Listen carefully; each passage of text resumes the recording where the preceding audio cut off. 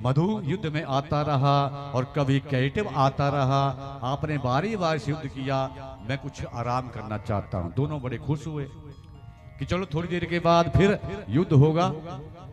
तो शास्त्र कहता है कि देखिए, निंद्रा भंगम कथा छेदो दंपत्यो प्रीति विभेदनम शिशु मातृ विभेदन च एतद ब्रह्म हत्समास्मितमः। कि देखिए, जो निद्रा में हो उसे उठाना नहीं चाहिए। अगर निद्रा से किसी की निंदा को हम भंग करेंगे तो ब्रह्म हत्या के बराबर पाप लगता है। दूसरा, कथा छेदो, जो कथा के बीच में किसी भी प्रकार का विघ्न करता है उसे भी ब्रह्म हत्या का पाप लगता है। दंपत्यो प्रति भेदनम, जो महाराज पति और पत्नी के बीच में कोई ऐसी चाल चल करके उनका विच्छेदन करवाता है उसे भी ब्रह्म हत्या का पाप लगता है। तो ऐसी गलतियां नहीं करनी चाहिए।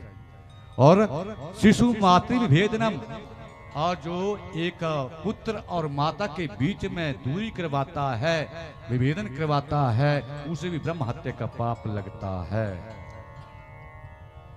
तो माताओं बहनों, कभी भी याद कर लेना इस कथा को सुन करके कि एक माता और उसके बेटे के बीच में कभी भी ऐसी पतिदेव को शिक्षा दे करके जो माता बहन दूर करती हैं ना माता से पुत्र को, उन्हें भी बोलो ब्रह्म हत्या का पाप लगता है। तो महाराज, आज भगवान ने कहा कि देखिए, अब मैं थक गया हूं, मेरा जो शरीर है वो टूट गया है, निंद्रा आ रही है। ऐसा आज बहाना बना करके जो निंद्रा में किसी को उठाता है, जगाता है तो पाप लगता है। थोड़ी देर के लिए मुझे निंद्रा में सो जाने दो। अब बहाना बनाया, अब दोनों खुश हुए और महाराज भगवान ने बहाना बनाते हुए आंखें बंद करते हुए जब देखा तो पाया कि इन्हें तो अपनी इच्छा के अनुसार मानने का वरदान है। अब जैसे ही भगवान चिंता में, तो उसी समय आकाश मार्ग से अट्टहास की आवाज आई और जैसे ही अट्टहास हुआ तो माँ का दर्शन हुआ। और माँ ने कहा कि विष्णु चिंता मत करो, जाओ दोबारा युद्ध करो, अब ये मेरे योग माया के प्रभाव से मारे जाएंगे। बोली नित्या सनातन धर्म की। तो महाराज योग माया के प्रभाव से अब भगवान विष्णु दोबारा युद्ध मैदान में आ गए। कारण का पता लग गया।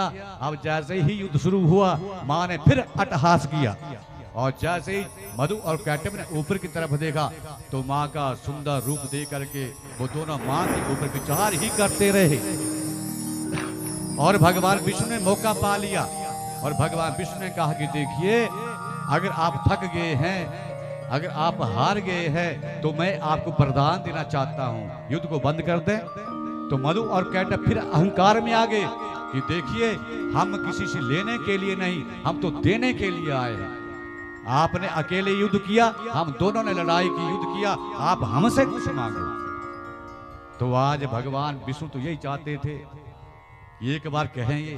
तो आज भगवान विष्णु ने जब माया का प्रभाव हो गया है, या देवी सर्वभूतेषु बुद्धि रूपेण संस्थिता नमस्तस्यै नमस्तस्यै नमस्तस्यै नमो नमः। बुद्धि को भ्रमित कर दिया, सोच ही नहीं पाए कि भगवान विष्णु क्या मांग लेंगे। तो भगवान विष्णु ने कहा कि आप दोनों अपनी गर्दन मेरे हाथों दे दो। बोले बांके बिहारी लाल की। सजनों, अब क्या हुआ, बचने में बंधे हुए विचार ही करते रहे और सारी धरती के ऊपर नजर दौड़ाई, कहीं भी जल नहीं दिखाए, सूखा स्थान नहीं दिखाई दिया। जल तो था ही था, सूखा स्थान नहीं दिखाई दिया। विचार किया कि सूखा स्थान तो कहीं भी नहीं है, तो कह दिया कि ठीक है, अगर आप हमारी गर्दन लेना चाहते हैं तो हमारा वध आप सूखे स्थान में करो। बोली बांके बिहारी लाल की जयकारा, श्री राम हरिदा बोल सच्चे दरबार की। भगवान विष्णु ने कहा कि ठीक है, तथास्तु। और भगवान ने अपनी जंघों का विस्तार इतना कर दिया, इतना कर दिया, इतना बढ़ा दिया कि दोनों विचार करते ही रहे और जंघों के ऊपर दोनों की गर्दन को काट दिया। बोली बांके बिहारी लाल की। तो इस तरह महाराज आज मधु और कैटव का भगवान ने वध किया। ब्रह्मा से कह रहे हैं कि ब्रह्मदेव ये घटना भी आपके सामने हुई थी, इसलिए आप माँ का चिंतन करो, आराधना करो। और महाराज जिस समय मधु और कैटब का वध हुआ उसी समय महाराज ये सारा समुद्र उनके खून से विलुप्त हो गया, रक्त ही रक्त धरती के ऊपर हो गया। उसी दिन से धरती की मिट्टी खाना देवी भागवत में मना लिखा हुआ है कि धरती की मिट्टी मुख में नहीं डालनी चाहिए। जयकारा श्री राम बारिदा बोल सच्चे दरबार की।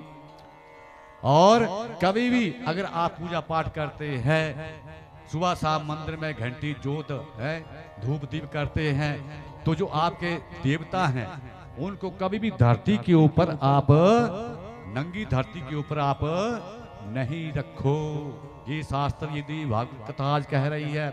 तभी तो चौकी के ऊपर भगवान जब पंडित जी पूजा करते हैं आपके घर में चौकी मंगवाते हैं, और जितने भी देवता है ना चौकी के ऊपर रखते हैं। क्यों रखते हैं? इसी कथा के अनुसार कि धरती जो है वो अशुद्ध हो गई उस दिन से।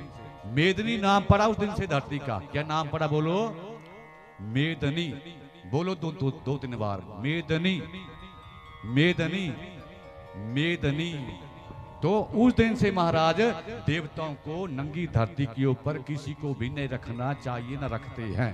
चौकी के ऊपर, आसन के ऊपर, कपड़े के ऊपर। और माता का तो लाल आसन है, लाल कपड़ा बिछाया करो मंदिर में। और 2-4 महीने के बाद बदल लो, फिर साफ करके रखो, फिर बदल लो, फिर साफ करके रखो। और माता को कभी भी, अगर माता की मूर्ति आपने रखी है तो धरती के ऊपर, विष्णु की मूर्ति रखी है धरती के ऊपर, गणेश की रखी है धरती के ऊपर, शंकर की रखी है धरती के ऊपर, इस कथा से सीख लो, नहीं रखनी चाहिए। अगर आज तक पता नहीं था तो आज के बाद इस गलती का सुधार कर लो। यही पर कथा विराम। आगे देखते हैं फिर हमें क्या कथा मिलती है।